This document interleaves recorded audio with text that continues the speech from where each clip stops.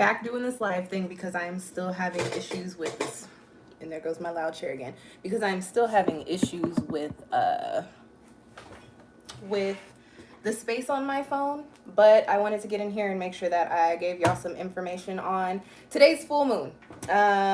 This is the first of two Aquarius full moons for the summer. The next one is next month on the 22nd, I believe. Yeah, August 22nd, in which I'll put up a video about that one closer to the time. I'm talking about the full moon that we are having today. And it's actually we'll be having it in a few minutes here. Before I get into the energies that we're going to be dealing with this full moon, I do want to just speak generally to it very quickly. So for those of you guys that are just now getting into astrology or don't necessarily know what it means to have a full moon, this is when the moon is opposite the sun and the side of the moon that is facing us is illuminated. So energetically speaking, when we're dealing with full moons, we're looking at a time of illumination and gaining clarity. Full moon is also the point in the lunar cycle that symbolizes the beginning of the end. So it's really like the half point in the lunar cycle. And it starts where we start to wrap. It's where we start to wrap things up. Okay. So we're looking at illumination and clarity and cycles ending and also release. The moon is associated with our emotions and our emotional well-being and how we feel things and how we process things emotionally, and also dealing with our intuition. Okay, so those are the energies that we're going to be dealing with for the next couple of weeks, this time by way of Aquarius, the water bearer. Okay, the full moon is, as I mentioned, today, July 23rd. This one lone curl. All the curly girls know there's always that one curl that just don't go where you need it to go and won't stay where you need it to stay. The moon is happening at 10:37 Eastern Standard Time, as I mentioned, in a couple of minutes. It might actually be already 10:37. No, about 5 minutes. About 5 minutes. If you're watching the video afterwards, this moon happened on Friday, July 23rd at 10:37 Eastern Standard Time. For those of you guys that want an idea of what was actually going down while it was happening, or if you just want to know, it'll be happening in 1 degree, and I'm really excited about the numerology for these next two full moons. They're both in Aquarius. The first one is in 1 degree, and the second one is in 29 degrees. And so when we're speaking to astrology, we're looking at excuse me, the chart is divided up into 12 sections, and so each covers 30 degrees. 1 to 29. 1 to 30. Yeah. Sorry, excuse me, y'all. I just be talking. But so we're looking at the first full moon being in 1 degree, and then the next full moon is going to be in 29 degrees, and they're going to be in the same sign. So I'm very excited about that, but I'll talk about that in a little bit. I'm going to go into what we're dealing with as far as the energy goes, as far as Aquarius goes, okay?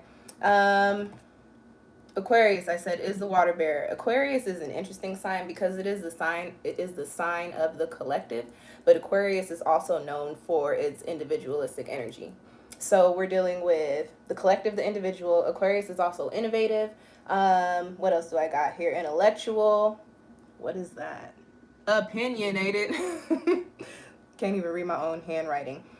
Unpredictable. Aquarius is always, anytime you think of anybody with Aquarian energy, a lot of it in their charts, or you think of the Aquarius people that you know, they're different. Okay. And on the shadow side, Aquarius can be rebellious, detached emotionally, and stubborn as well. I also said unpredictable, but I don't necessarily consider that a shadow aspect. Spontaneity is not necessarily a negative thing. It's when you work in impulsivity when you're dealing with a problem there. Okay, so I already hit this note here. I talked about the two full moons. Now let's get into what we're going to be dealing with specifically as far as Aquarius is concerned. So the first thing that I wanted to speak to was this collective energy. I'm not going to stay there too much because by way of us just going into Leo season and also coming off of Cancer season, the energy here is not necessarily for the collective. It's more so in regards to your space in relation to the collective, and your energy in relation to the collective. So what we're going to be looking at and what we're going to be feeling during this full moon And as we go over the course of the next couple of weeks, and because we have a second full moon in Aquarius, really for about a period of a month and a couple of weeks, we'll be moving past this energy once we hit the beginning of September.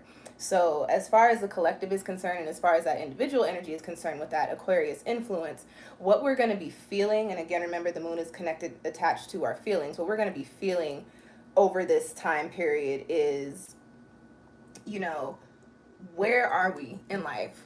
Where do we see ourselves in relation to everybody else? Who do we want to be to the collective? Who do we want to be in the collective? What type of position do we want to be in ourselves, our individual selves? And how do we want people to view us as an individual, as a key part of the collective? And I know that's a lot to kind of take in there because you have those two dual energies, but really looking at who we are and how we stand and what we put out one when we're out there mixing and mingling with everybody, when we're out there and we have to be social. Okay.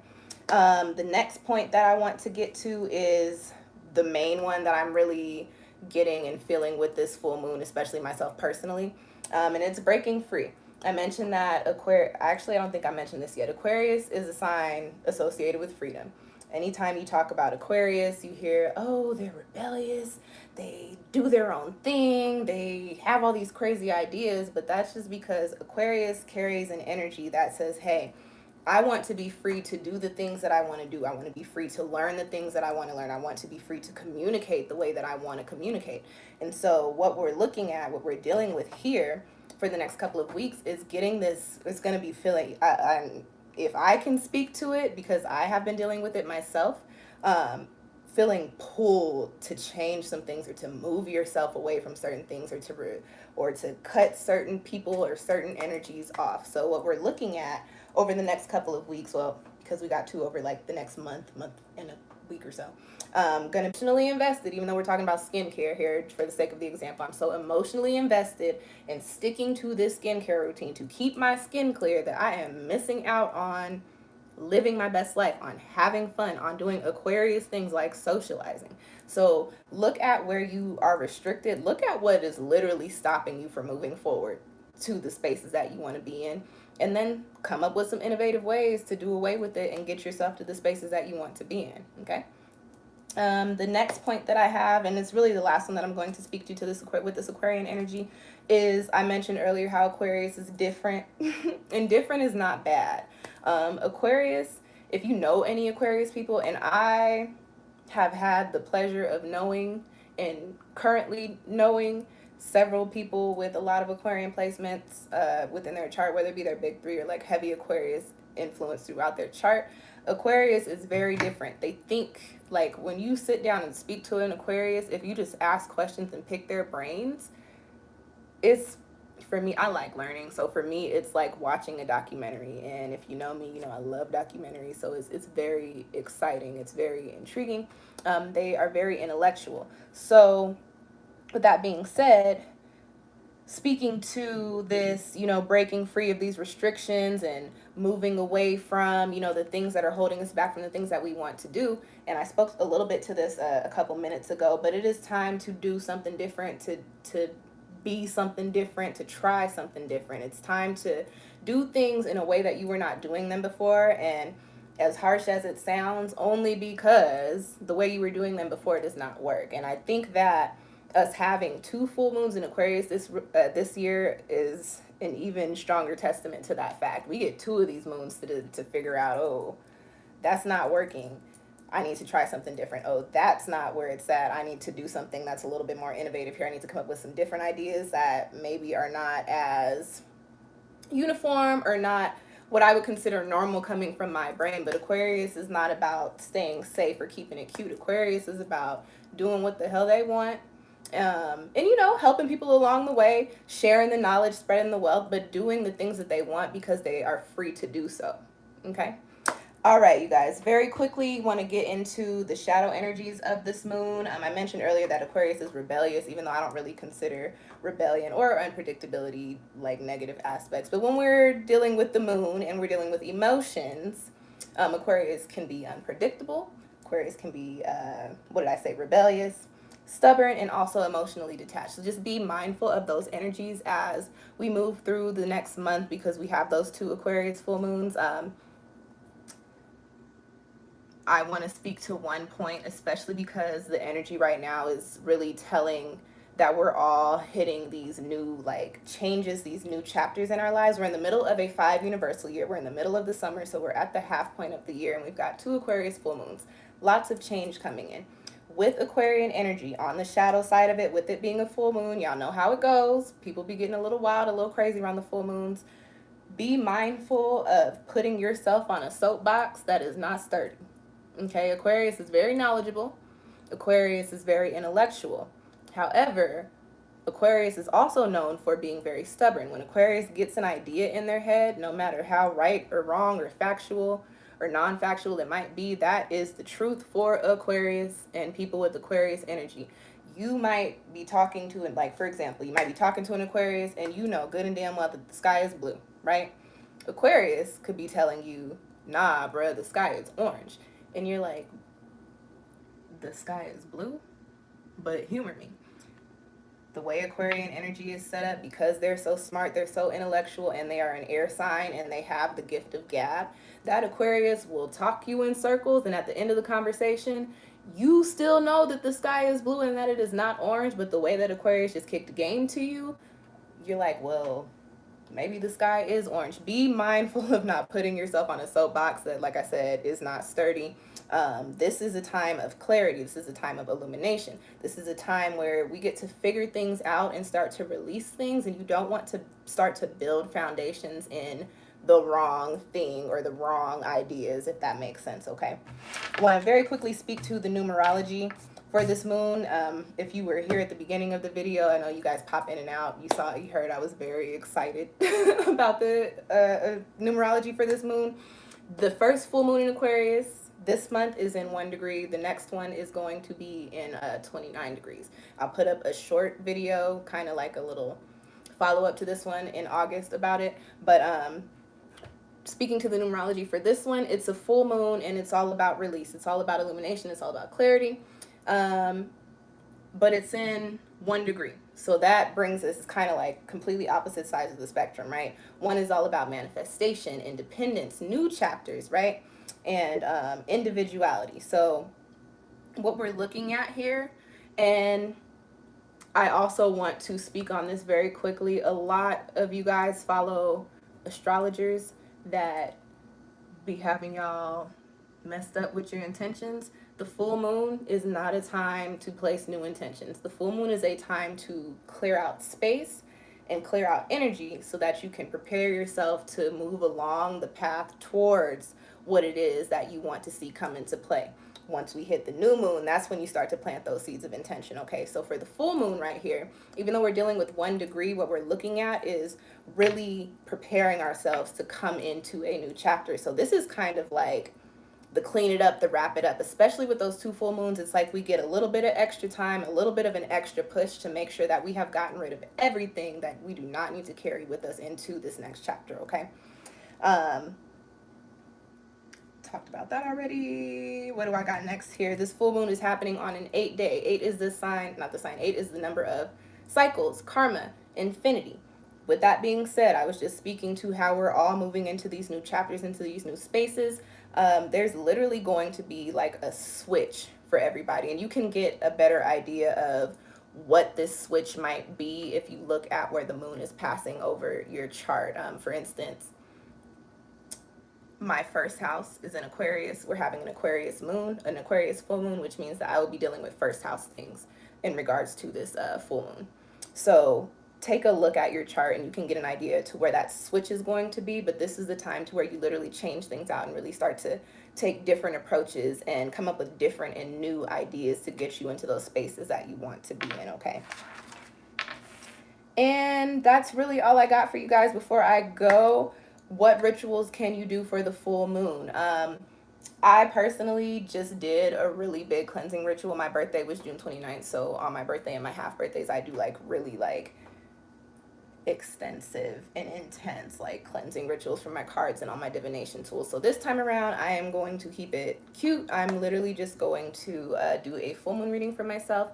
and write my full moon intentions. Again, the full moon is the time of release. So what I like to do is literally get like a little index card, or it doesn't even have to be a small index card, but because I am going to be burning them, I don't like to do big pieces of paper because I'll just keep it real with y'all. I do not have a lot of fire in my chart, and I feel like I am the person that is prone to probably start a fire. I actually,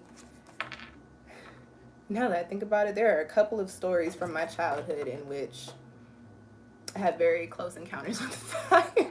So I write my intentions on small pieces of paper. I don't have any. I like to use the colors that are associated with the signs that we're working with. So I would like to use like a little turquoise piece of paper, but I think I'll just use green.